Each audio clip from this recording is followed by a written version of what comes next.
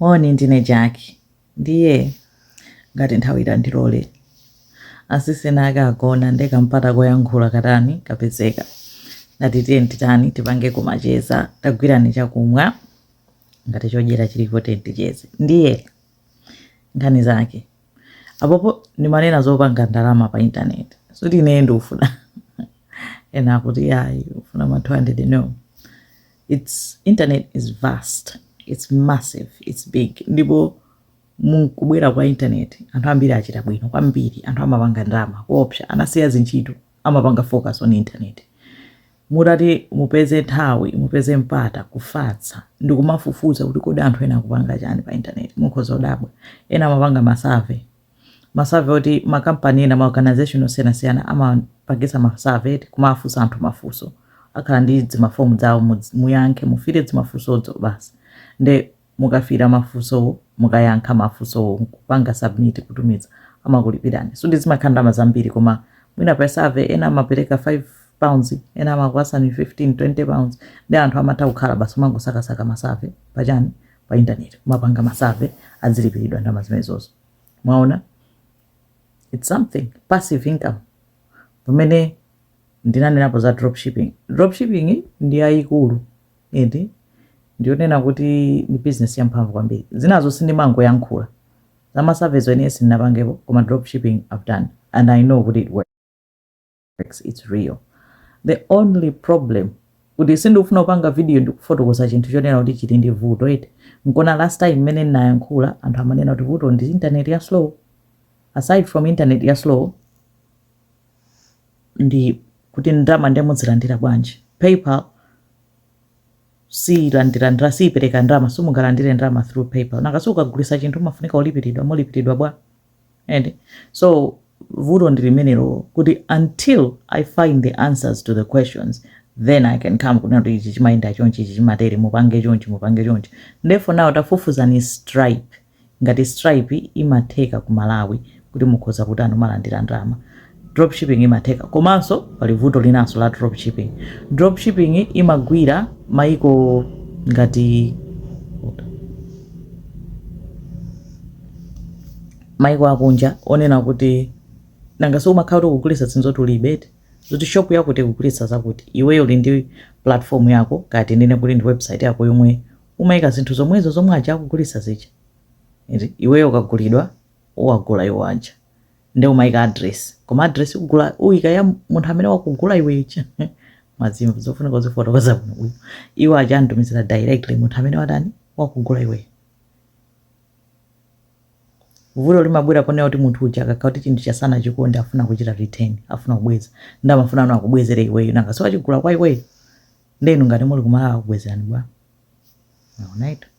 Pamene popo ndifufuze kaye kunena kuti zingayende bwanji kunoko itsize koma no ndifufuze kuti zingakuthekete ndi bwanji chifukwa zikhoza kutheka eti ndipeze njira ndi ndizakuwuzani bwino. Pamene ntchito anthu makonda nditumizana ma message ntchito. You know what? Pali ma organizations osiyanasiyana yomwe ine ndikuidziwa ndi NHS National Health Service ya ku UK for example.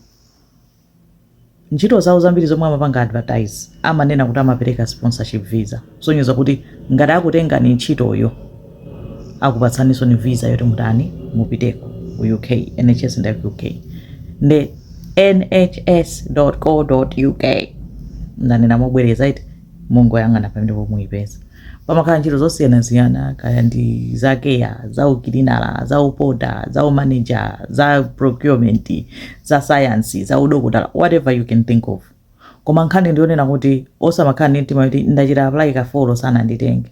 Well, it's a game of numbers. You keep on applying. Kaya mupereka ma application 100 koma just make sure kuti application yanuyo is polished. And mukamapanga apply check job description and person specification. Person specification ija imanena munthu amene akufuna tofuna is nde inuyo application yanu ija ikhale according to specification. Mukamapanga so apply chito ina muchite check person specification yawo ndi job description. Muyangane zomwe alemba kuti ndi my essentials. Muike machani my essentials yo muchite focus on my essentials and my person specification. Nde you give yourself a better chance of kutani kuitanidwa ku interview interview sivuto masiku ano kuli internet, they can do it virtually. Komanso masiku ano kuli working from home, you can actually work from home. Zimachitidwa approve nditu olando akumachoka maiko ngati kunongo kumapita m'maiko awo kuti ena ndochokera maiko ena abwerera kwawo kumakagwira ntchito yawo yomweyo ya pa computer, ali ndi china chilichonse koma akugwirira ntchito kutiko ya ku UK, as long as akulandira salary yawo palibe vuto zimene zikuchitika. So give it a try. You can make 100 applications, 200 applications. It's a game of numbers. Just keep going. One day akuza uzakutengani, you just never know. And izizi zingukanga dizachape mene ndikuyankhula zeti, koma a lot of people are going to see this video. Anthu angapo will try it. Even if it helps one person, it has helped somebody, you see. So that's how I see it. Everything is about trying. Mukozaso kuyanga naso mbali zina, ma websites ena, maiko ena, siku UK koka. Maiko ndamini mbili, amene kulima opportunities osiyana, you can always find them. Pa internet ichamuzi kutisa ntchito moyenera. There's a lot of opportunities, business-wise, as well as job-wise. Tien nazoni. Imene yo, yapangono. Kanina. Yeah. Afuna onena zamina antu yomwe mwandi haukira. Mundi haukira.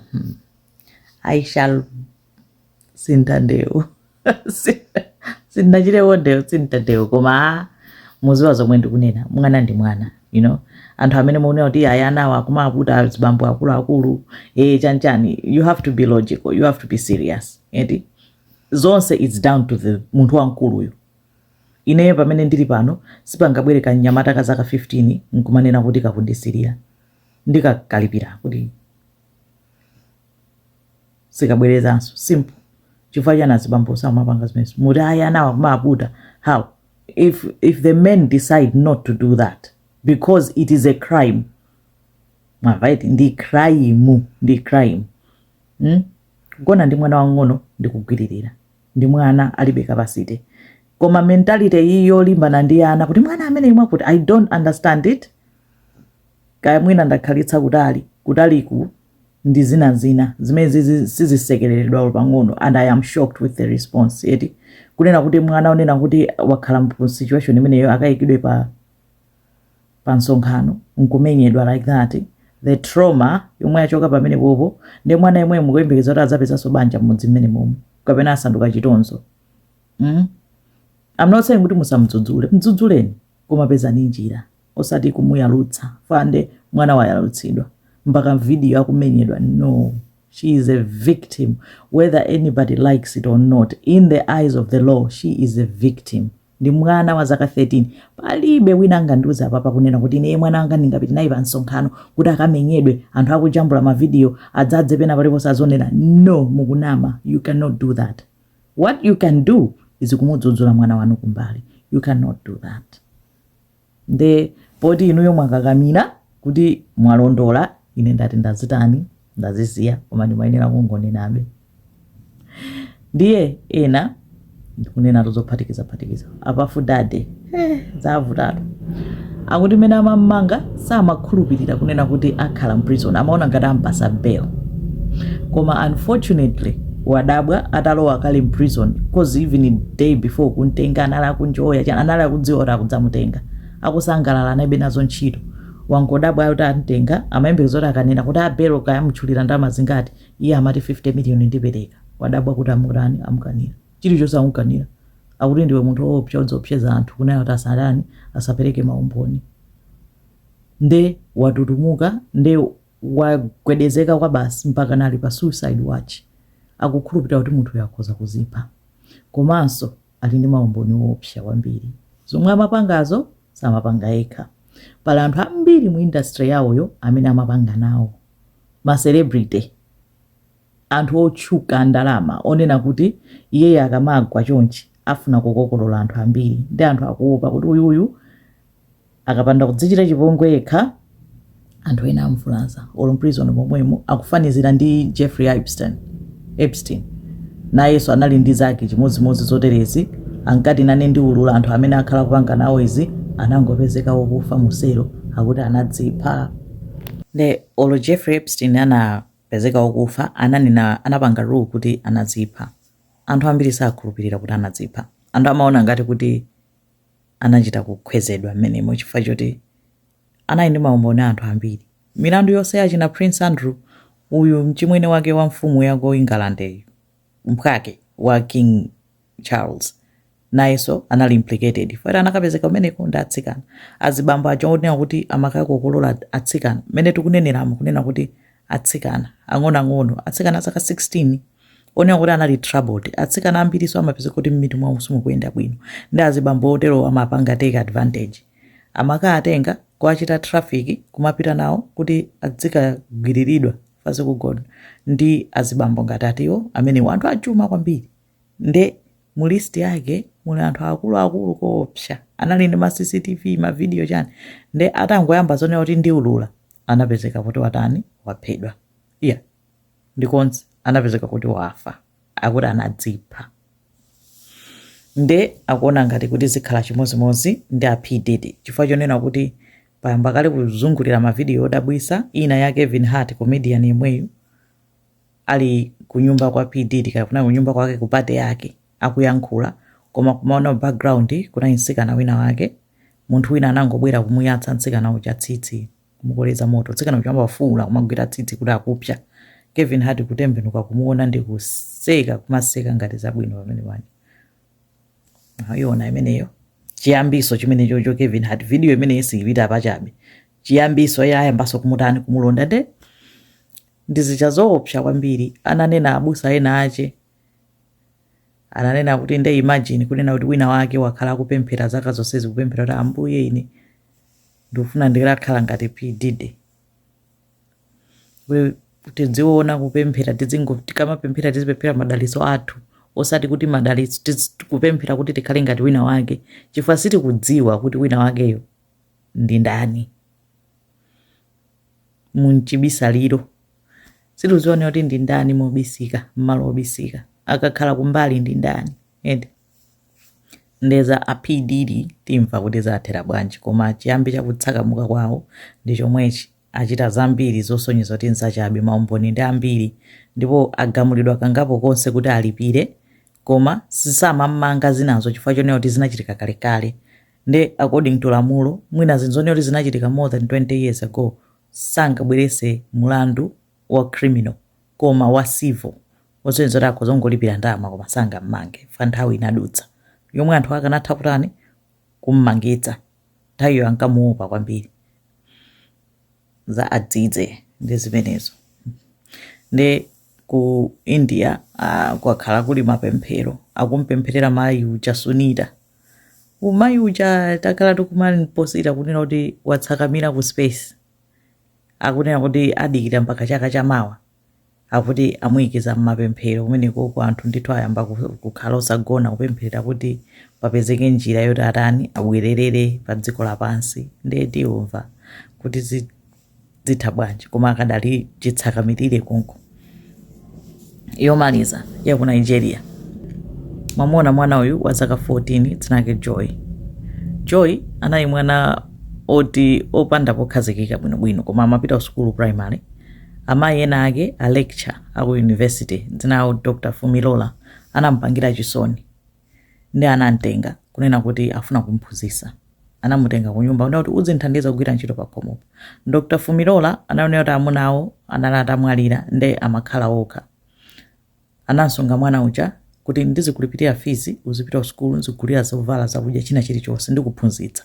Uzingonditani, uzingondithandiza pa khomopo. Azisesa azikolopa kutsuka mbali. Mgwirizano wawo nalo nkupezeka kuti wiki yomweyo yomwe anafika a Dr. Fumilola kuona aberedwa ndalama, aberedwa chilichonse ngoda bwa munthu angondibera kumufunsa munthu angondibera. Ndi anamuzoti ine ndinafunisisa ndakhala nanu koma sizindithandiza.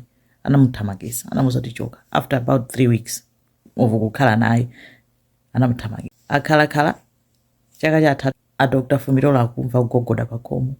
Akayang'ane akumona ndi Joy uja wabwera ndi azake awiri anyamata.